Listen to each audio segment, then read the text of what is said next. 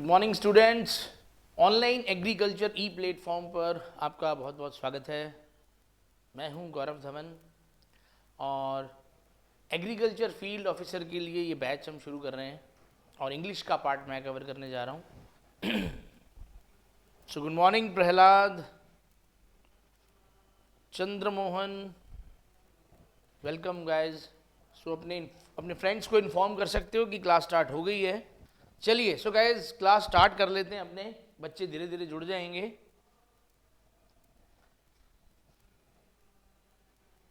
थोड़ा सा अपने बारे में बता दूं, तब तक बच्चे भी आ जाएंगे। मेरा नाम गौरव धवन है और पढ़ाते हुए मुझे 12 साल हो गए हैं। For almost 12 years I have been teaching.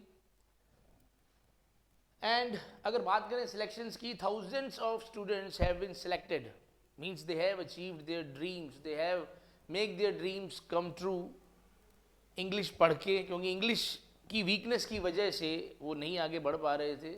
सो बहुत सारे बच्चों ने अपने ड्रीम्स को सक्सेसफुल किया है, ट्रू किया है। Apart from being an English trainer, I am a motivator and mind programmer as well. तो अगर आपको यहाँ दिखाई दे रहा है, ये जो दो पिक्स दिखाई दे रही हैं, देखिए, तो जैसे यहाँ आपको एक बंदा दिखाई दे रहा है जो माइंड से छेड़छाड़ कर रहा है, सेटिंग कर रहा है माइंड की। सो गाइज कुछ ऐसा ही काम मेरा है। जो चाबी दिमाग की दिख रही है वो अपने पास है, यानी इंग्लिश को माइंड में कैसे डालना है, किस कॉन्सेप्ट को किस तरीके से पढ़ाना है कि वो बच्चे के माइंड में फिट हो जाए। और पढ़ाते पढ़ाते कुछ ऐसी बातें भी आपको बताएंगे जिससे आपकी माइंड की प्रोग्रामिंग सही हो जाए। आपको फोकस करने में, स्टडी कैसे करनी है, कैसे मार्क्स लाने हैं, कैसे एग्ज़ाम देना है, ये सारी बातें साथ साथ चलेंगी। So it is going to be a very holistic course. तो बहुत मज़ा आने वाला है आपने को। तो जब ये कोर्स करेंगे स्टार्ट, तो आपको बताएंगे कि बिल्कुल ज़ीरो लेवल से अपने ईच एंड एवरी टॉपिक को शुरू करेंगे और उस पैटर्न तक, लेटेस्ट पैटर्न तक हम लेके जाएंगे जिस पैटर्न पर एग्ज़ाम आता है।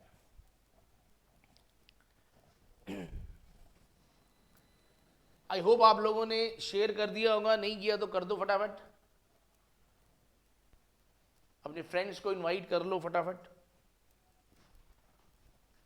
चलिए जी, देखिए, अगर बात करें एएफओ के अंदर क्या टॉपिक्स इंपॉर्टेंट हैं और क्या टॉपिक्स किस पैटर्न पे ये एग्जाम रहता है, इंग्लिश की बात करें तो देखिए, सबसे इंपॉर्टेंट जो चीजें, अगर मैं कहूं भी देखो, आना तो सब कुछ है। जिन चीजों को मैं अभी टिक मार्क कर रहा हूं, जैसे cloze test, reading comprehension, cloze test है, पैरा जंबल है, फिल इन द ब्लैंक्स है, ये तीन चीजें, स्पेशली ये तीन चीजें, cloze test, para jumble, fill in the blanks, या अगर इंप्रूविंग द सेंटेंसेस, अगर अपने इस तरह की कोई भी बात करते हैं, ये सारी की सारी चीजें, और एक कंप्लीशन ऑफ पैराग्राफ्स, ये सारी की सारी चीजें आपको तभी आएंगी जब आपका ग्रामर स्ट्रॉन्ग है, आपका बेस मजबूत है। और ग्रामर को स्ट्रॉन्ग करने के लिए सबसे इंपॉर्टेंट चीज़ है पार्ट्स ऑफ स्पीच, प्रेपोजिशंस, और ये उसी की चीज़ें हैं, ये सारी नरेशन, वॉइस, क्योंकि ये सब पार्ट्स ऑफ स्पीच की अगर आपको नॉलेज है, टेंस की नॉलेज है, ये सब तभी आता है। तो जब आपको ग्रामर की नॉलेज अच्छी हो जाती है, जब आपको जो वोकैब का पार्ट है, जैसे वोकैब के पार्ट में देखो अकेला कोई सिनोनिम एंटोनिम्स नहीं आते। सिनोनिम्स और एंटोनिम्स अकेला वोकैब का पार्ट नहीं होता। हाँ जी, सिनोनिम एंटोनिम्स अकेला वोकैब का पार्ट नहीं होता। क्या आप मुझे बता सकते हैं कि सिनोनिम्स और एंटोनिम्स के अलावा क्या पार्ट होता है वोकैब के अंदर? हाँ जी, क्या आप बता सकते हैं सिनोनिम्स एंटोनिम्स के अलावा और क्या चीज को हमें वोकैब में कंसीडर करना चाहिए?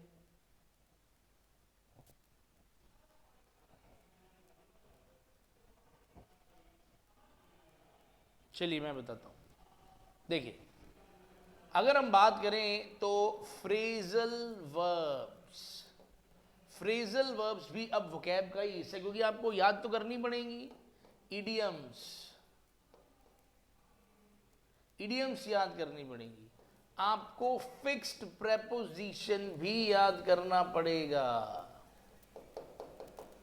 कुछ ऐसी चीजें हैं जिन्हें आपको खुद याद करना पड़ेगा। ये जब आप याद करेंगे तो ही अपने को फायदा होगा। तो एक चीज होती है ग्रामर, एक चीज होती है वोकैब, और तीसरी चीज होती है जिसे हम कहते हैं रीडिंग कॉम्प्रिहेंशन। ये रहा, ये तीन पिलर्स हैं, ग्रामर, वोकैब और तीसरा पार्ट है आरसी, जिसको आरसी कहते हैं। तो ये तीन मेन चीजें होती हैं। जब आप इन तीनों को ढंग से होलिस्टिक स्टडी इनकी करते हो पूरी, तब जाके आप अटेम्प्ट कर सकते हो ये चीजें, क्लोज टेस्ट और कंप्लीशन ऑफ पैराग्राफ्स, ये para jumbling, fill in the blanks, ये सब चीजें जो हैं तभी आप कर सकते हो।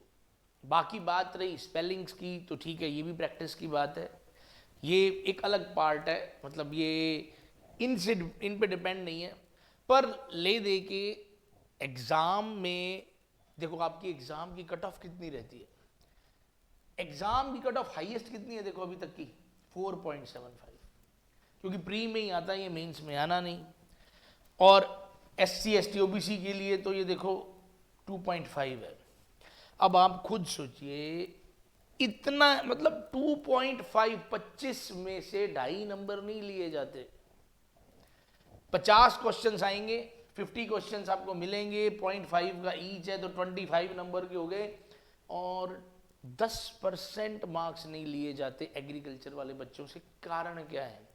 पहली बात तो एक डर है कि हाई इंग्लिश है, हाई इंग्लिश है, तो या तो बच्चा अटेम्प्ट नहीं करता, या फिर वो जय माता दी करके सारा कुछ अटेम्प्ट कर देता है, तो गड़बड़ हो जाती है। लो, अगर आप बिल्कुल बेसिक से ढंग से, जैसा कि मैं शुरू करवाऊंगा इंग्लिश को, अगर आप उस पैटर्न पे चलेंगे, जैसा मैं कहूँगा वैसा करेंगे, तो गारंटी है एग्रीकल्चर वाले जो बच्चे हैं, मेरे पढ़ाए हुए बच्चे, 13, 15 नंबर तो यूं ही ले जाते हैं। कहाँ बात कर रहे हो आप 2.5 और 5 नंबर की, और कहाँ मैं बात कर रहा हूँ 15 नंबर की। सो गाइज, ऐसा नहीं है कि इंग्लिश अगर पहले कहीं वीक थी तो आगे भी वीक रहेगी, वो आपका स्टेटस था। अगर आप शुरू से पूरे मन से, दिल से पढ़ना स्टार्ट कर दोगे, तो इंग्लिश भी एक फन बन जाएगा। इंग्लिश एक ऐसा इंटरेस्टिंग टॉपिक बन जाएगा जो पहले आपको ढंग से पढ़ाया नहीं गया कभी, लेकिन इतना आसान है। क्योंकि हमें पूरी दुनिया की इंग्लिश याद नहीं करनी, हमें वो इंग्लिश पढ़नी है जो एग्जाम में पूछी जाएगी, हमें वो इंग्लिश पढ़नी है जो आपके कॉम्पिटिटर्स पढ़ रहे हैं, और हमें उस तरीके से पढ़ना है कि हम उनसे आगे निकल जाएं बस। तो आपको पूरी दुनिया की इंग्लिश नहीं पढ़नी, हमें एक पैटर्न पढ़ना है। उस पैटर्न को बस आपने ढंग से पढ़ लिया तो आप अपने कॉम्पिटिटर से आगे निकल जाओगे, आपका एग्जाम क्लियर हो जाएगा। सो नथिंग टू वरी, ठीक है ना, ये बहुत इजी होने वाला है और आपको बहुत मज़ा भी आने वाला है। चलिए गाइस, ठीक है, ये तो इसका मतलब ये जितने भी टॉपिक्स अभी हम बात कर रहे हैं, जैसे ये नरेशन है या ये एक्टिव पैसिव वॉइस है, ये सब ग्रामर के पार्ट हैं जो हमें आने ही चाहिए, तभी हम एरर्स को डिटेक्ट कर पाएंगे, तभी हम ये बाकी सब चीज़ें कर पाएंगे।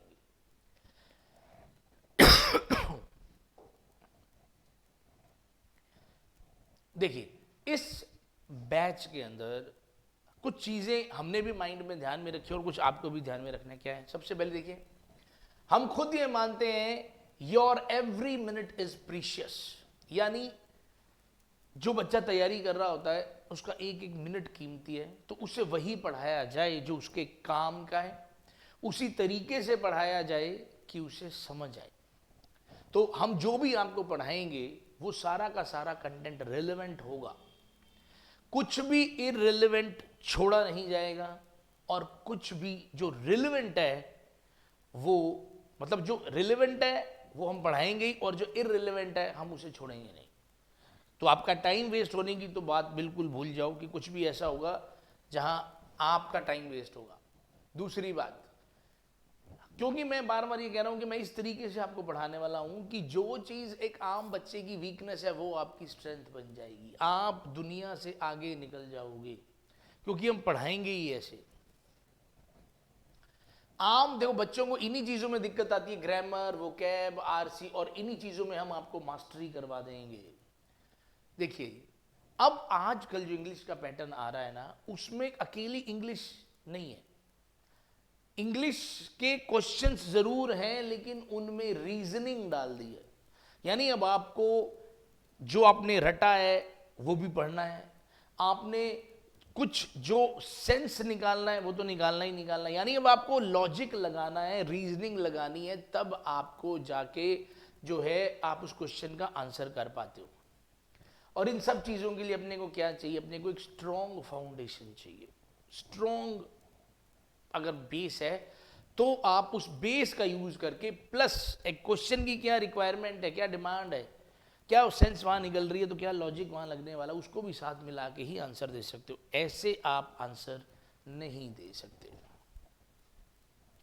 हाँ जी, जो लोग अभी क्लास लाइव लगा रहे हैं, हाँ जी, क्या आप अभी लाइव बैठे हैं? अगर हैं तो एक बार थम्स अप कीजिए ताकि मुझे पता लगे भी हाँ बच्चे हैं मेरे साथ। चलिए, सो गाइज आज जो पहला, वेरी गुड, सो आज जो पहला पॉइंट अपने शुरू करने वाले हैं, जो मैं आपको बताने वाला हूं वो ये है कि देखो बेसिक्स जो हम शुरू करेंगे, हम जीरो लेवल से इंग्लिश को शुरू करेंगे, पार्ट्स ऑफ स्पीच से ही शुरू करेंगे। तो उससे पहले मैं आपको एक क्वेश्चन मैंने आपको दिया है कि चलो देखिए कि क्या आप इसका आंसर देते हैं। बताइए जी, यहाँ क्या आंसर आना चाहिए?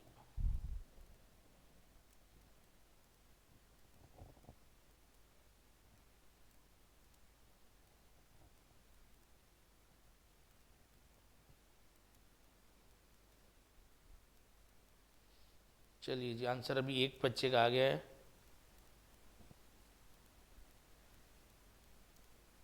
चलिए चलिए, शाबाश।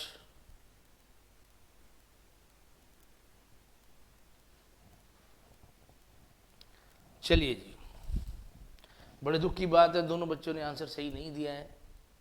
और इसी वजह से मैं कह रहा हूं कि नंबर लेने तो बड़े आसान है, लेकिन कुछ थोड़ी सी दिक्कत की वजह से हमारे नंबर नहीं आ पा रहे हैं। अब ये जो क्वेश्चन है, इसका सही आंसर क्या है? सक्सीड। देखो, अब ये बेसिक रूल होता है, ये बेसिक रूल है कि टू जब भी आपको दिखाई देगा, टू के बाद या तो V1 आता है या टू के बाद नाउन आता है। मेनली 99% हमें यही चीज देखने को मिलती है, या तो टू के बाद V1 आएगा या टू के बाद नाउन आएगा। 1%, खाली 1% चांस होता है कि टू के बाद क्या आता है? V1 plus ING। सिर्फ 1% चांस है, ठीक है जी, V1 प्लस ING आने की। तो वो 1% में आपको वैसे ही याद करा दूंगा कि वो ऐसे कौन से फ्रेज होते हैं जिसके बाद 2 प्लस V1 टू के बाद जो खत्म टू पे होते हैं पर V1 प्लस ING आता है, वो अपने याद कर लेंगे। तो अब आप देखिए, अगर आपको ये रूल पता होता तो टू के बाद हमें यहाँ पे या तो नाउन चाहिए या पर सब्जेक्ट की रिक्वायरमेंट को देखना पड़ता है, ठीक है ना। जब अब देखो ये भी बेसिक सी बात है, टू के बाद जब नाउन आता है तो वो जो नाउन आता है, अगर वो जगह है या प्लेस है तो इसका मतलब वो हमारी डेस्टिनेशन है, हमारी वो मंजिल है, हमें वहां जाना है। जैसे कि I am going to school, मैं स्कूल जा रहा हूं, तो टू स्कूल, तो स्कूल हमारी वो मंजिल है। और अगर ये जो नाउन है ये जगह नहीं है, ये कोई पर्सन है, तो इसका मतलब वो जो पर्सन है, या तो आप उस पर्सन को मिलने जा रहे हो तब भी वो डेस्टिनेशन है, नहीं तो वो पर्सन क्या बन जाता है? किसी चीज का रिसीवर बन जाता है। जैसे I am sending this letter to Ram, मैं ये लेटर राम को भेज रहा हूं। तो जैसा मर्जी कर लो, तो यहां पे टू के बाद अगर नाउन आता तो यही दो ऑप्शन बनते हैं, लेकिन अभी हमारे पास ऐसा तो कुछ है ही नहीं, हम कोई ऐसी बात कर ही नहीं रहे। तो यहां अब देखो, अब इन्हीं में पार्ट ऑफ स्पीच की एक और इंपॉर्टेंट बात आ रही है। देखो अभी हमने पार्ट ऑफ स्पीच शुरू नहीं किया, हमने अभी कुछ शुरू नहीं किया, मैं आपको इंपॉर्टेंस बताना चाह रहा हूं कि अगर थोड़े से बेसिक्स हमारे क्लियर हो जाएंगे तो इस तरह के क्वेश्चंस को करना हमारे लिए कितना आसान हो जाएगा, कितना आसान हो जाएगा। जब भी फिलर्स आते हैं, तो जब भी आप ऐसा कोई फिल इन द ब्लैंक्स वाला टॉपिक देखो, तो सबसे पहले ये देखो इस जगह पे, ये जो खाली जगह, इस जगह में रिक्वायरमेंट किसकी है? नाउन की है, वर्ब की है, एडजेक्टिव की है, एडवर्ब की है, या कोई प्रेपोजिशन की है? किसकी है? तो हमने फाइंड आउट किया कि भैया इस वक्त इस जगह हमें रिक्वायरमेंट वर्ब की है, तो सक्सीड यहां पे V1 है, ये वर्ब की फर्स्ट फॉर्म है। सक्सेस नाउन है, सक्सेसफुल एडजेक्टिव है।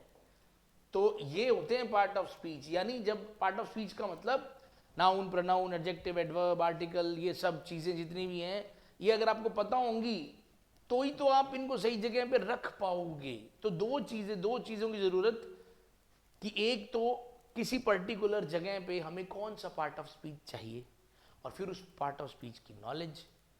तो दोनों ही चीजें अपने को समझ आनी चाहिए। सक्सेसफुली का मतलब क्या होता है? एडवर्ब, ये एक एडवर्ब है। तो हमें अब पता है कि यहां पे सक्सीड आ सकता है, तो यहां पे सक्सीड आएगा। तो मैं आपको सेंटेंस सभी से बना के दिखा देता हूं, देखिए।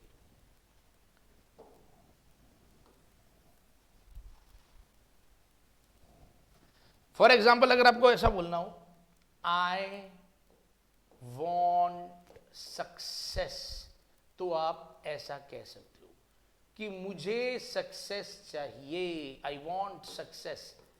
तो यहां ओके है, बिल्कुल सही, आप कह सकते हो आई वॉन्ट सक्सेस।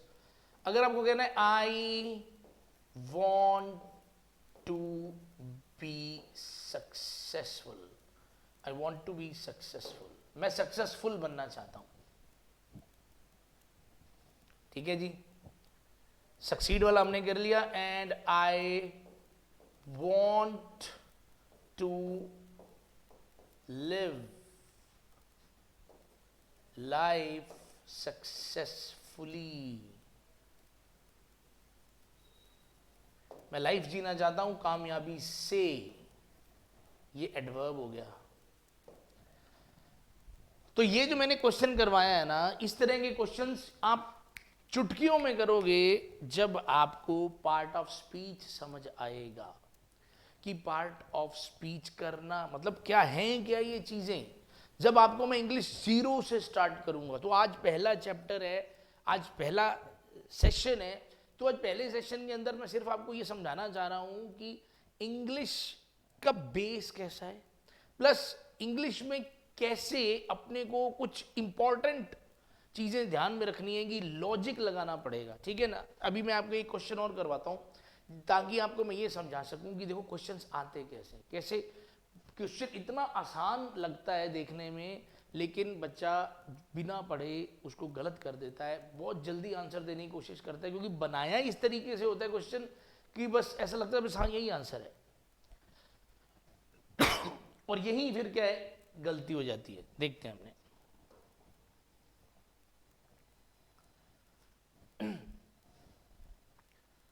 जैसे मैंने एक सेंटेंस देता हूं आपको, देखिए।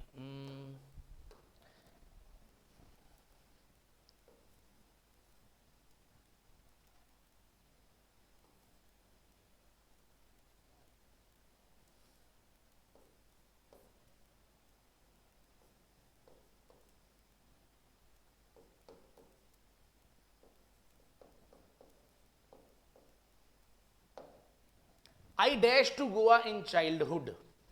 अब मैंने आपको एक ऑप्शन दिया,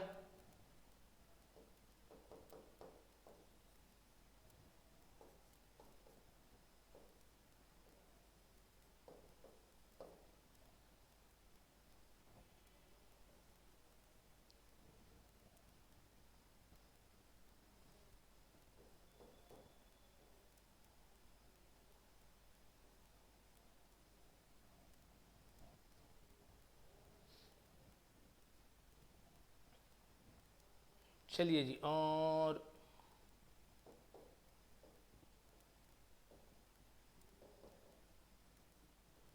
एम गोइंग। चलिए मैंने 4 ऑप्शन दे दिए हैं आपको, ए बी सी डी। हाँ जी, तो आप इन चारों में से अगर मैं आपको कहूं कि इस क्वेश्चन में एक से ज्यादा ऑप्शन आने के चांस हैं, मतलब आपको एग्जाम में क्वेश्चन ऐसा आएगा कि कितने ऑप्शंस इसमें भरे जा सकते हैं, वो ऑप्शंस का आप नाम लिखो। तो अगर आपको, क्योंकि वहां तो ऑप्शंस दिए होंगे, फॉर एग्जांपल ए ऑप्शन का वहां 1 का मतलब होगा कि यहाँ पे ए और बी आ सकते हैं, सेकंड का मतलब होगा यहाँ बी और सी आ सकते हैं, तो अलग अलग ऑप्शंस दे रखे होंगे। तो अगर मैं आपसे पूछूं कि आप इन चारों में से कौन कौन से ऑप्शन को यहां फिल कर सकते हो, तो आप क्या जवाब देंगे? जल्दी, हरी अप। इन चारों में से कितने ऑप्शन इस सेंटेंस में फिट हो सकते हैं? जल्दी से आंसर दीजिए। चलिए आंसर आ रहा है हमारे पास। अंजलि ने भी आंसर दिया है, चंद्रमोहन ने भी, वेरी गुड। बाकी लोग जल्दी जल्दी।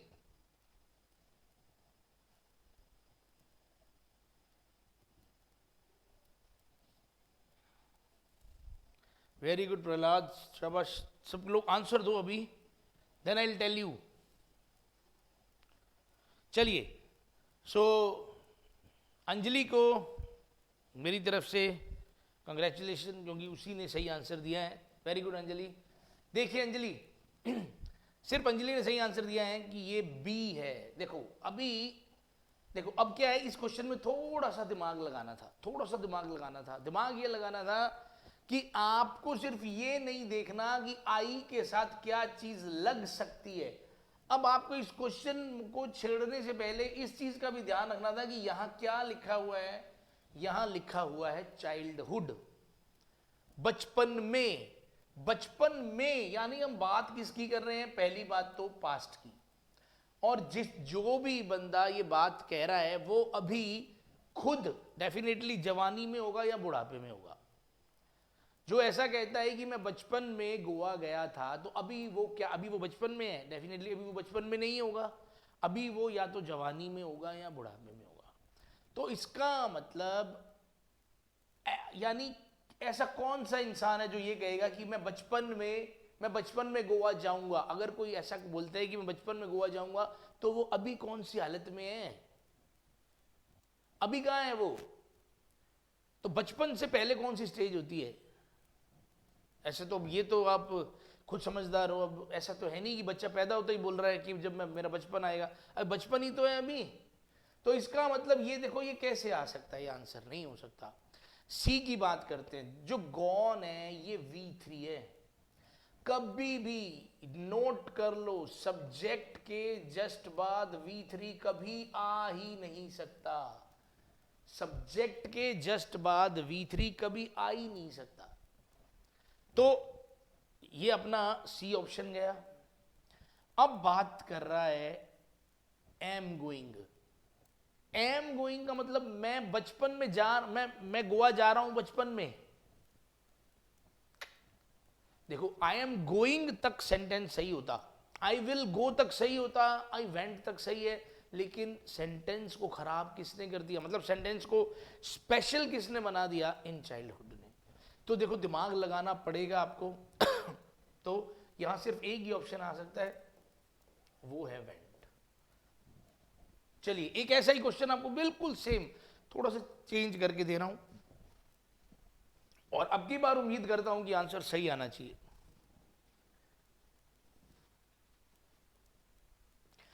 देखो मैं आपको, देखो मैं ये चीजें मैं बिल्कुल जीरो से स्टार्ट करने वाला हूं कल से हमारी क्लास जो होगी वो बिल्कुल जीरो से स्टार्ट होगी। लेकिन मैं देखो मेरा आज का मोटिव सिर्फ आपको यही बताना है। देखो मैं यहाँ पे कोई इंसल्ट तो कर नहीं रहा किसी की कि देखो ये ऐसा हुआ, ये नहीं आता आपको, वो नहीं आता, नहीं। मैं तो ये मानता हूं कि एक नॉर्मल बच्चे को जिसने तैयारी नहीं की इंग्लिश की, उसको कुछ नहीं आता, उसको बस अपना सब्जेक्ट पढ़ना आता है, दैट्स गुड। उसको अपना सब्जेक्ट पढ़ना आता है, जो भी आपको अपनी टेक्निकल नॉलेज है आपकी एग्रीकल्चर वगैरह की, वो आपको आनी चाहिए, वो आपको आती भी है। दिक्कत जो ग्रामर की है, दिक्कत जो इंग्लिश की है ना, वो दिक्कत तभी सॉल्व होएगी जब अपने पहले मानेंगे कि देखो हम वीक हैं, और दूसरी बात आपको ये समझ आना चाहिए कि तैयारी अब करनी कैसे है, मतलब पैटर्न क्या है, हमें किस लेवल पे तैयार होना पड़ेगा। देखो ये क्वेश्चन अभी बिल्कुल आसान है। देखो अभी मैंने आपको एक पैटर्न समझाया, अब अगर आप अगले क्वेश्चन का आंसर सही दे दोगे तो आपको बात समझ आ जाएगी कि हाँ तैयारी ऐसे करनी है, ध्यान में क्या रखनी है बात, ठीक है ना। अभी एक अपनी क्वेश्चन करते हैं, देखिए। तो आप टेंशन मत लो, बिल्कुल जीरो से ही अपने हर टॉपिक स्टार्ट करेंगे, बिल्कुल जीरो से। देखो अब मैंने लिखा I dash to Goa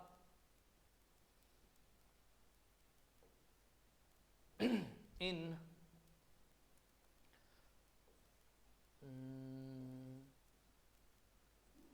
old age, ठीक है ना। ओल्ड एज का मतलब बुढ़ापा मान लो। I dash to Goa in old as,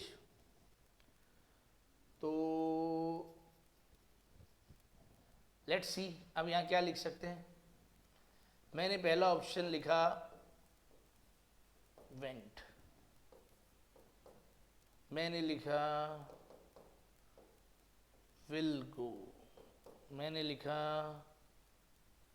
gone, ठीक है, मैंने लिखा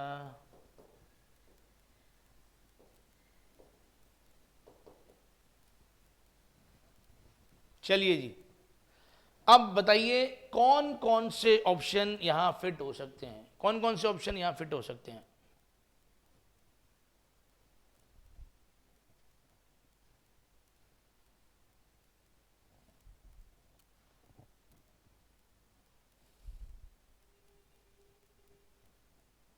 शाबाश शाबाश, जल्दी जल्दी जल्दी, कौन कौन से ऑप्शंस यहां फिट हो सकते हैं।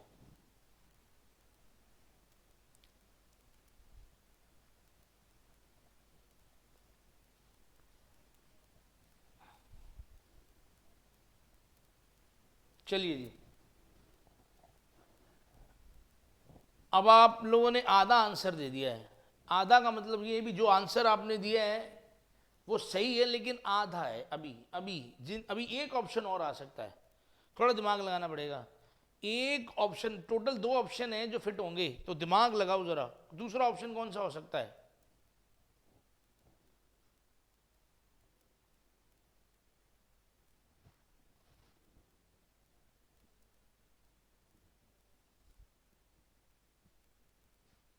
जल्दी जल्दी जल्दी, दूसरा ऑप्शन कौन सा हो सकता है। क्या बात है अंजलि, बिल्कुल सही है। चंद्रमोहन बिल्कुल सही है, वेरी गुड, बिल्कुल सही है। देखिए हम बात कर रहे हैं बुढ़ापे की। अगर कोई बंदा ऐसा बोलता है कि मैं बुढ़ापे में गोवा गया था, तो वो अभी किस में है, सुपर बुढ़ापे में है क्या। अभी वो कब्र में से तो बोल नहीं रहा कि मैं गया था, ठीक है ना। तो इसका मतलब ए ऑप्शन हमारा नहीं आ सकता। गॉन हमने कभी बता दिया था, गॉन आ नहीं सकता, तो एक आएगा विल गो। डेफिनेटली वो अभी या तो बच्चा है या जवान है, या फिर वो ये कह रहा है कि मैं जा रहा हूँ, I am going to Goa in old age. मैं देखो मैं बुढ़ापे में गोवा जा रहा हूँ, तो ऐसा हो सकता है। Very good. तो देखो इस तरह से हमें ये बातें समझ आती हैं, ठीक है। तो हम इसमें सब कुछ कवर करने वाले हैं। तो आप भी, मैं आपको थोड़ा सा एग्जांपल दे रहा हूँ, हम वोकैब भी कैसे करेंगे। तो अब चलते हैं वोकैब वाली साइड। देखिए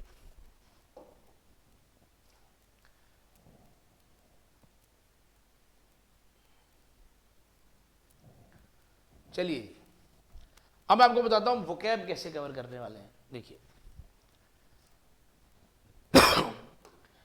आपने लाइफ में बहुत बार वर्ड मीनिंग याद किए होंगे, लेकिन इस तरीके से कभी आपने ज़िंदगी में कुछ याद नहीं किया होगा।